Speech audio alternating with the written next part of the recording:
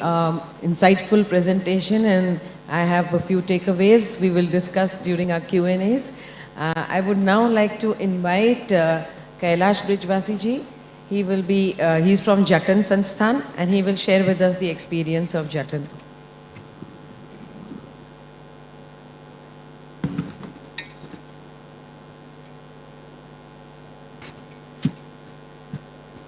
नमस्ते साथियों, मैं गिजू भाई की कुछ पंक्तियों से अपनी बात शुरू करना चाहूँगा। मुझे आश्चर्य है कि 100 साल पुरानी ये पंक्तियाँ आज भी इतनी रेलेवेंट है, इतनी प्रासंगिक हैं। तो उन्होंने 100 साल पहले ये लिखा था, मैं खेलूँ कहाँ, मैं कूदूँ कहाँ, मैं गाऊँ कहाँ, मैं किसके साथ बात करूँ।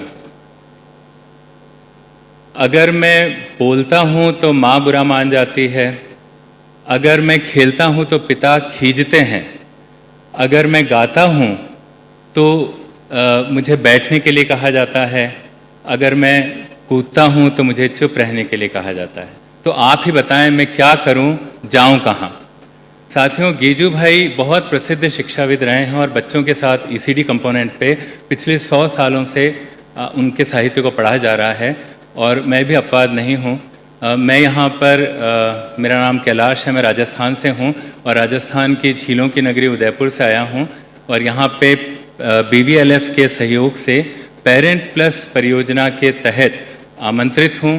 पेरेंट प्लस योजना बहुत ही महत्वाकांक्षी परियोजना है जो उदयपुर शहर, जिसे कि स्मार्ट सिटी बनाने की कवायद चल रही है, उस शहर में उस शहर को एक 3 साल के बच्चे के नज़रिए से कैसे देखा जाए कि वो शहर चाइल्ड फ्रेंडली शहर बने, उसके ऊपर कुछ काम किया जा रहा है। पेरेंटिंग को लेके काम किया जा रहा है और शहर वालों को संवेदनशील बनाने के लिए काम किया जा रहा है।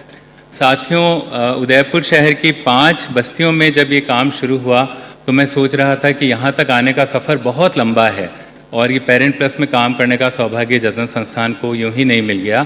इसके पीछे करीब 22 साल की हमारी मेहनत और 22 साल का लंबा ECD कार्य का अनुभव रहा है। मैं अपने ECD कार्य के अनुभव को 3 अलग अलग दृष्टिकोण से बांटना चाहूँगा। हमने 3 अलग अलग क्षेत्रों में ECD को लेके काम किया है। सबसे पहले उदयपुर की एक स्लम एरिया कच्ची बस्ती नीमच खेड़ा में, जहाँ कठपुतली बनाने वाली कम्युनिटी काम करती है, उनके बच्चों के साथ इस काम की शुरुआत की और उसके बाद संस्था की शुरुआत राजसमंद ज़िले से हुई।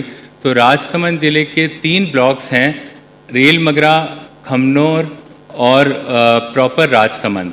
इन ब्लॉक की 509 आंगनवाड़ियों के थ्रू लगभग 21,000 से भी ज़्यादा छोटे बच्चों के साथ पिछले 15 सालों से इस मुद्दे पे काम करने का अनुभव मिला, जो बिल्कुल डिफरेंट इसकी स्ट्रेटेजी रही। और तीसरा अनुभव, उदयपुर शहर में आदिवासी बाहुल्य एक ब्लॉक है गोगुंदा, और गोगुंदा में क्योंकि आदिवासी क्षेत्र के बच्चे हैं तो उनके रहन सहन और वहाँ पे स्वास्थ्य सुविधाओं की जो अप्रोच है उसको देखते हुए बहुत अलग तरह की रणनीति बना के ECD कंपोनेंट पे काम किया गया। तो साथियों, ये 3 अलग अलग एरिया हैं, एकदम शहरी क्षेत्र, एकदम ग्रामीण क्षेत्र और एकदम आदिवासी क्षेत्र। तीनों का कल्चर बहुत अलग है, तीनों की नीड्स बहुत अलग है, तीनों की रिक्वायरमेंट अलग है, इसलिए स्वाभाविक तौर पे तीनों की रणनीतियाँ भी बहुत अलग अलग बनाई गई और तीनों के लिए डिफरेंट स्ट्रेटजी बना के काम किया गया।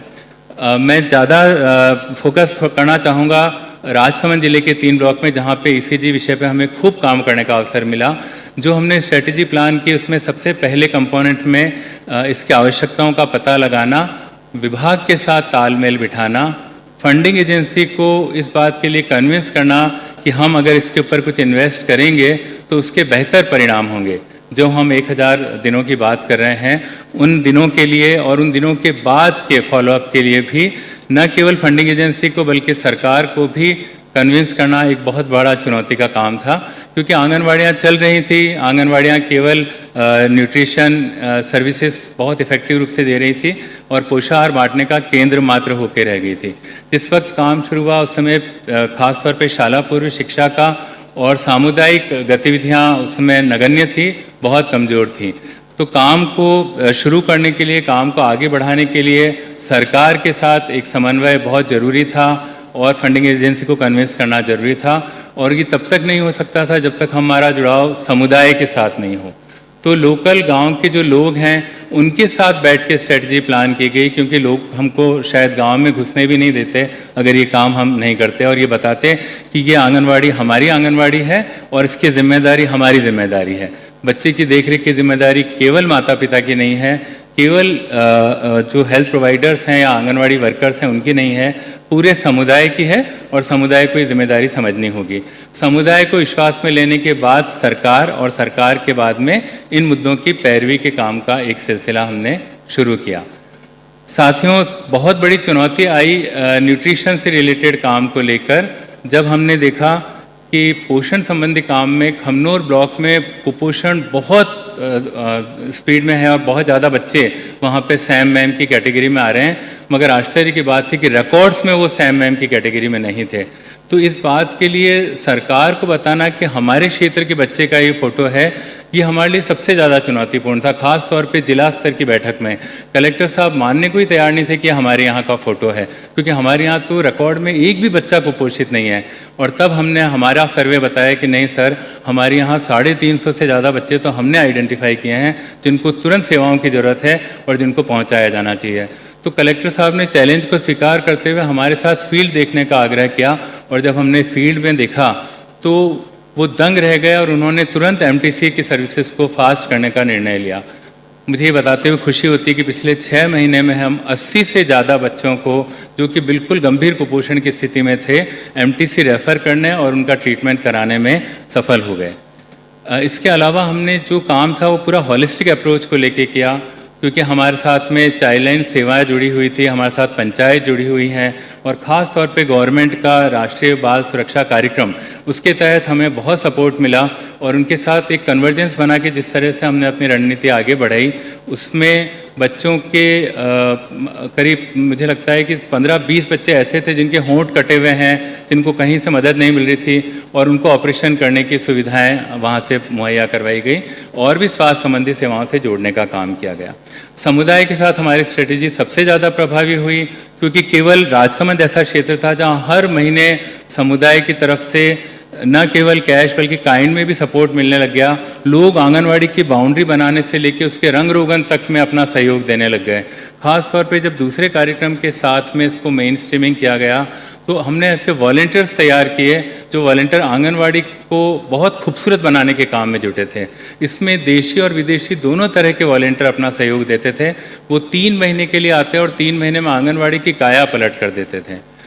जो फंडिंग एजेंसी थी उनका भी एक एजेंडा था कि इन आंगनवाड़ियों को अच्छे प्ले स्कूल में कैसे बदला जाए, अच्छा नंदघर कैसे बनाया जाए।